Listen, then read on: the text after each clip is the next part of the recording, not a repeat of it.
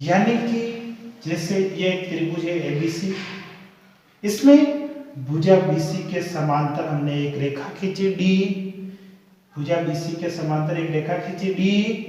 तो ये जो डीई रेखा है वो इस एबीसी त्रिभुज को समान अनुपात में विभाजित करती है। समान अनुपात यानी एडी बटावा डीबी बराबर एई बटावा ईसी। यहाँ देख सकते हैं आप, एडी बटावा डीबी, एडी बटावा डीबी, ये इसका अनुपात हो गया एडी बटावा डीबी, इस भुजा एबी का अनुपात हो गया, और एई बटावा ईसी, एई बटावा ईसी, ये भुजा एसी का अनुपात हो गया। तो ये अनुपात आया किससे? इस डीई भुजा से। और ये डीई जो भुजा है वो इस बीसी के समांतर है जो हमने खींची है। बस हमको यही सिद्ध करना है कि त्रिभुज की एक भुजा के समांतर, ये त्रिभुज की एक भुजा होगी बीसी, इसके समांतर हमने कोई रेखा खींची है तो वह त्रिभुज की शेष अन्य दो भुजाओं को समान अनुपात में विभाजित करती है। अब इसको सिद्ध करने के लिए सबसे पहले आप लिखेंगे दिया गया है। क्या हमको दे रखा है? तो ए बी सी एक हमारे पास त्रिभुज है और जिसमें डी समांतर है बीसी की। ये डी जो है एक समांतर रेखा है जो इस बीसी के समांतर है, यानी ये दोनों समांतर लाइनें हैं, ठीक है।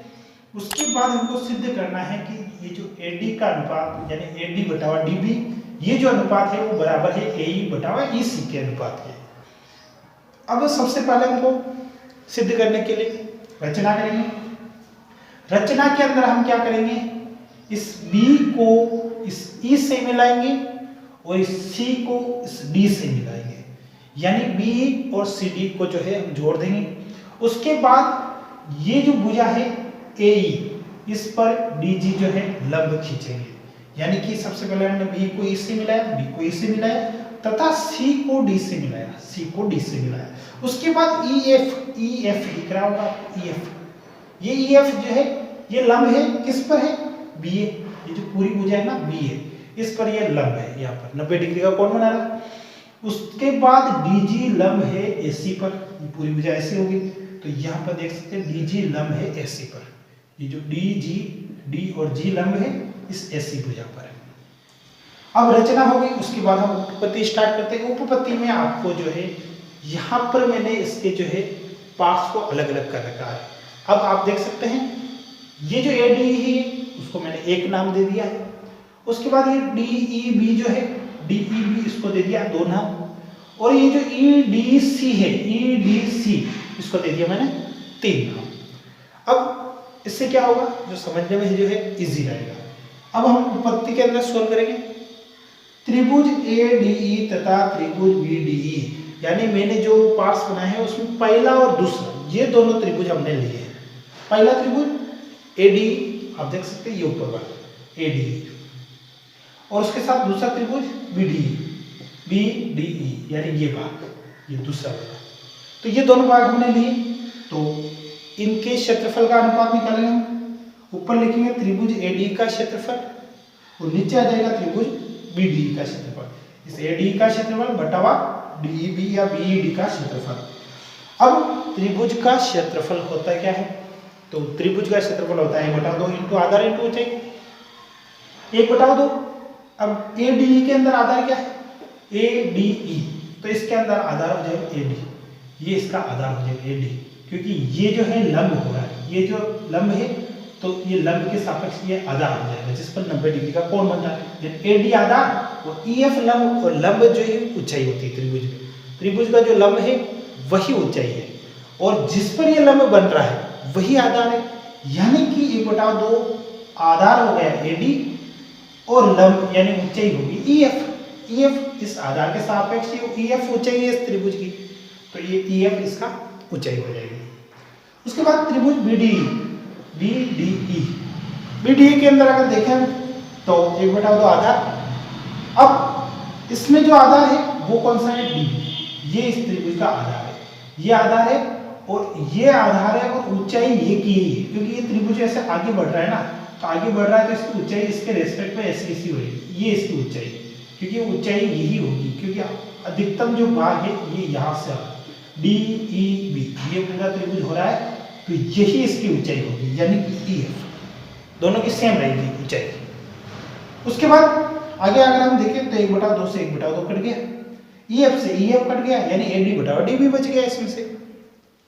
फिर उसके बाद हमको त्रिभुज लेना है, पहला वाला त्रिभुज और तीसरा वाला, यानी कि त्रिभुज ADE और त्रिभुज CD, ADE पूरा वाला और CDE ये वाला तीसरा भाग, यानी पहला और तीसरा त्रिभुज हमने लेना है। अब वही क्षेत्रफल का सूत्र लगाया, 1/2 इंटू आधार इंटू ऊंचाई, इसमें 1/2 आधार इंटू ऊंचाई। अब AD का क्षेत्रफल क्या हो जाएगा, AD का क्षेत्रफल इसके रेस्पेक्ट में हम बता रहा, ये त्रिभुज ले रहे हैं ना, जब हमने ये और ये वाला भाग लिया तो हमने इस त्रिभुज की ऊंचाई ये ली थी, एक और तोड़ लिया था। अब हमको 1 और 3 लेना है ना, तो त्रिभुज की ऊंचाई ये लेनी है, ये लेनी है, तो ये आधार हो जाएगा, यानी कि अब AE आधार लेंगे हम, AE आधार। तो AD के क्षेत्रफल में क्या हो जाएगा, 1/2 और आधार हो जाएगा AE। ये AE अगर हम आधार ले रहे हैं तो इसके सापेक्ष में ऊंचाई हो जाएगी GD या DG, एक ही बात है, तो DG ऊंचाई हो जाएगी। AE आधार है, AE तो ऊंचाई होगी DG, ये ऊंचाई हो जाएगी, आधार इंटू ऊंचाई त्रिभुज का क्षेत्रफल। उसके बाद इस तीसरे वाले जो त्रिभुज है इसका क्षेत्रफल 1/2 आधार हो जाएगा AC, ये भुजा इसके आधार हो जाएगी और ऊंचाई होगी वही DG, तो आधार तो हो गया AC और ऊंचाई हो गई DG।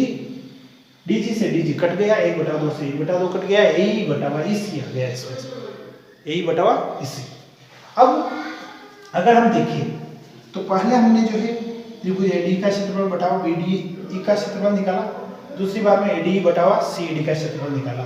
अब हम इसको आगे सोल्व करने के लिए क्या करेंगे,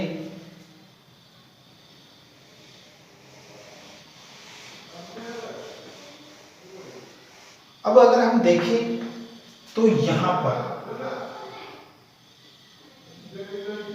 पर हम देखें तो ऊपर दोनों त्रिभुज का क्षेत्रफल सेम है, AD का क्षेत्रफल दोनों जगह सेम है, और BDE और CD दोनों एक ही आधार पर बने हैं, BDE और CDE दोनों का आधार DE है, यानी कि इन दोनों त्रिभुजों का आधार DE है, यहाँ पर भी DE है और यहाँ पर भी DE है, दोनों का आधार सेम है, यानी कि एक ही आधार पर बने त्रिभुजों का क्षेत्रफल समान होता है, यानी कि BD का क्षेत्रफल और CD का क्षेत्रफल दोनों का बराबर है और ऊपर दोनों के सेम ही है, यानी कि ये इसके बराबर हो जाएगा, यानी कि AD/DB किसके बराबर आ जाएगा, AD/DB AE/EC के बराबर आ जाएगा। बस ये दोनों बराबर हो जाएगा और यही हमको जो है सिद्ध करना है। इसके नीचे आपको एक लाइन लिखनी पड़ेगी, त्रिभुज BDE का क्षेत्रफल बराबर त्रिभुज CED का क्षेत्रफल, क्योंकि